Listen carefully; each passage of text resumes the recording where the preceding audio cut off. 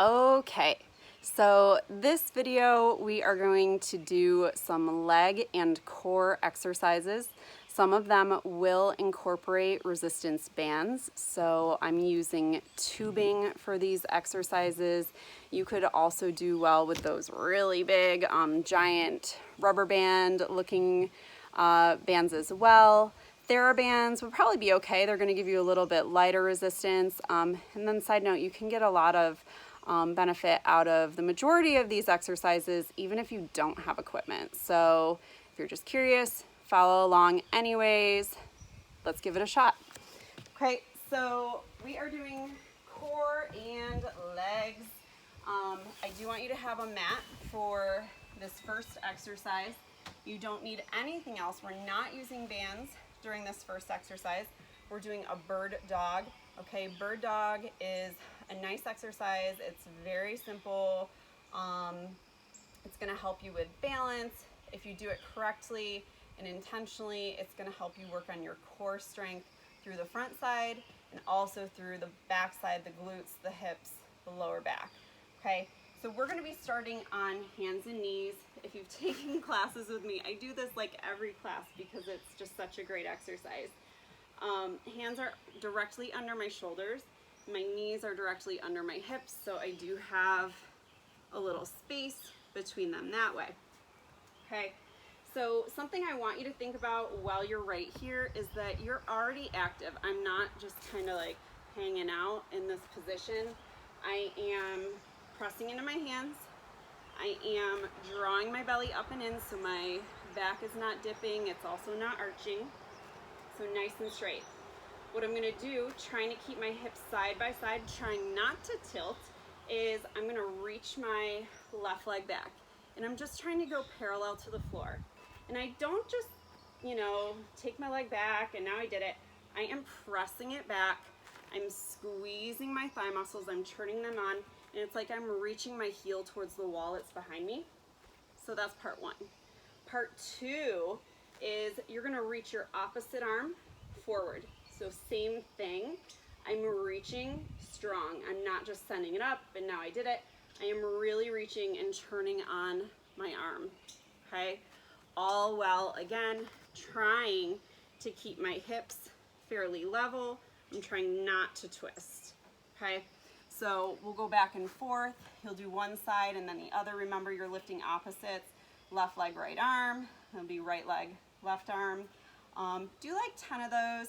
Pause for a second at the top of each one. I'm gonna do just a couple with you. So we're nice and set up. We're gonna reach left leg, right arm. Find it, really find it, and then you're gonna set back down. Then you're gonna go right leg, left arm, reach, and set it back down, okay? So I would have you alternate, do 10 to 12 total. It doesn't have to be 10 to 12 each side. That's your bird dog.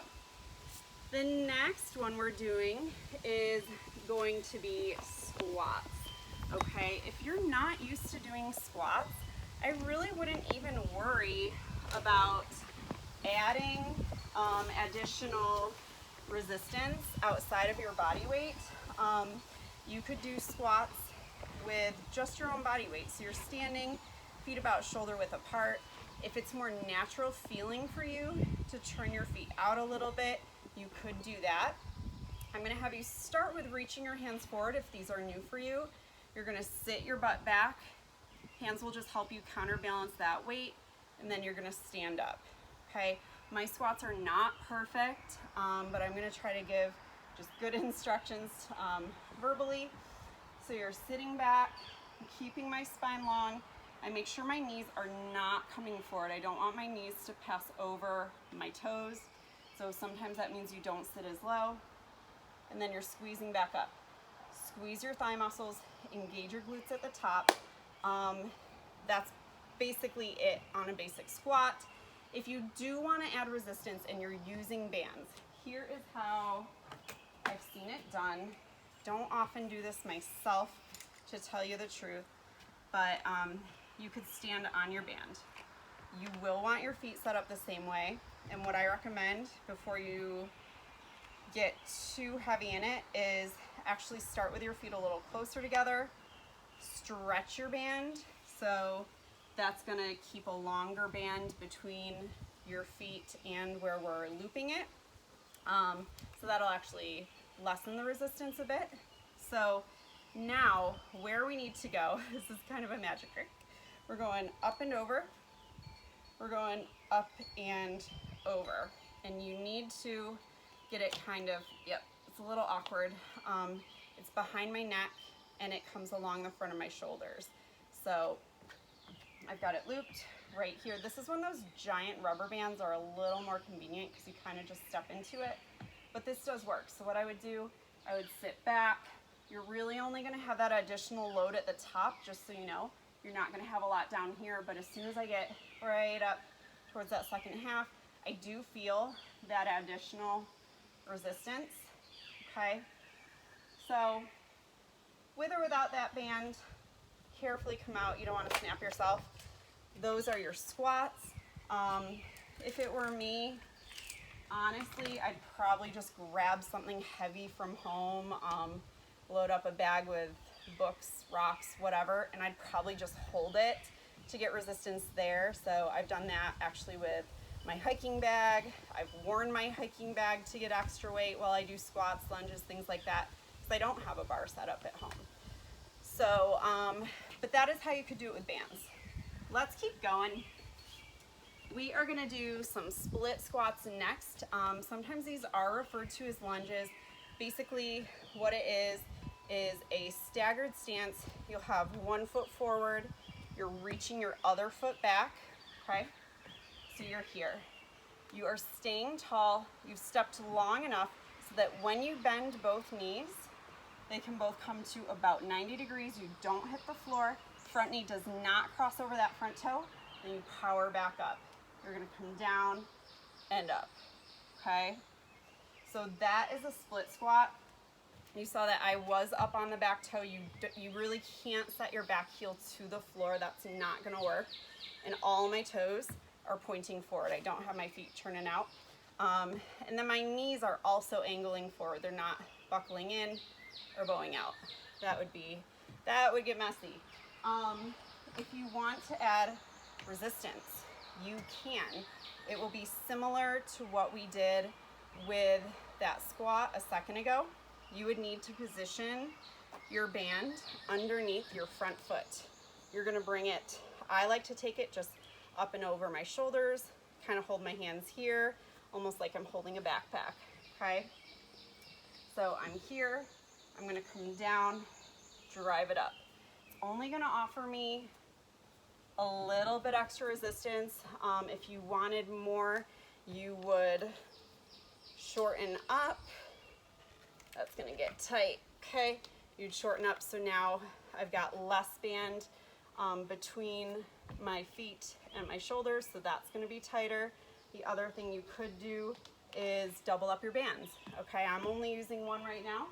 You could absolutely take it like that. That's gonna give me a lot more resistance, okay? So you would perform it on one side, and then you'd switch it all over, take your other side, step it forward, step it back, bring it around like your backpack. Okay, lost you in the middle of those split squats. We're gonna keep going. We've got a couple more exercises in this leg and core workout. Okay, so we've done our bird dog, we've done our squats, we've done our split squats. The next thing we're gonna do is I wanna do something that will target your backside a bit more, those hamstrings, those glutes, that lower back. What you can do here is a Romanian deadlift, okay? Romanian deadlift, you will want some resistance. Preferably, you'd have a bar, you'd be holding it in front of you, right here. We'd have that small bend in the knees, we'd hinge forward, we'd have that gravity just pulling down the whole time. I'm keeping my spine long, and then we're driving it up, okay? Most of us don't have a weight set up at home. So we're focused again on using our bands the best that we can today. So I'm gonna show you how you can set up a band to get resistance in a deadlift or that Romanian deadlift that I just showed you. You will need a floor anchor. It cannot be just a pole or a beam. You need something that's gonna make sure that it stays down low. Your door anchor would work well for this. So I'm gonna bring it, I've got something kind of like an anchor here. I keep my fingers crossed that it doesn't let go. I'm taking it behind me. Then I'm gonna reach through my legs for this one, okay? I'm gonna come forward. I'm holding it right in front of me. My elbows are against me. The band is not. The band isn't gonna hit me right here, okay? So I've got that small bend in my knees. My feet are a little bit wider than hip distance apart. I'm gonna do my forward hinge. I don't have a lot of resistance here. It's gonna be similar to those other exercises where we're gonna feel that additional resistance closer to the top of the exercise, okay? So we're hinging forward, flat back. I'm not hunching. Keep the shoulders back, chest forward.